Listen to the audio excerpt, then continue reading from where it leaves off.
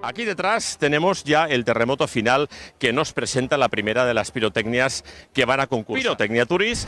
Hemos escogido que nuestra primera entrevistada sea Mariela. Ahora nos suben la música.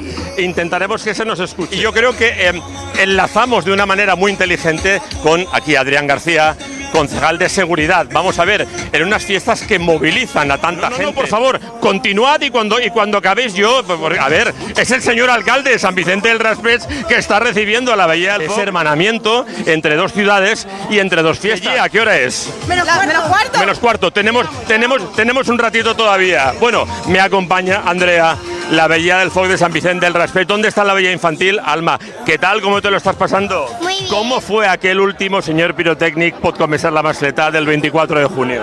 Bueno, muy emocionante. Yo voy a guardar silencio, vamos a ofrecer ya imágenes ambientales.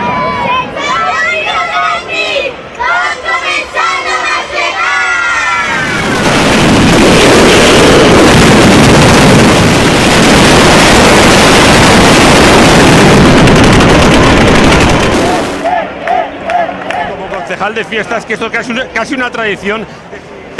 Sí que estoy. Están ustedes con nosotros también. Bueno, ya han visto 106 kilos de pólvora. Vamos a ver mañana. Creo que si no me equivoco será Coeters Dragón la que nos va a citar aquí.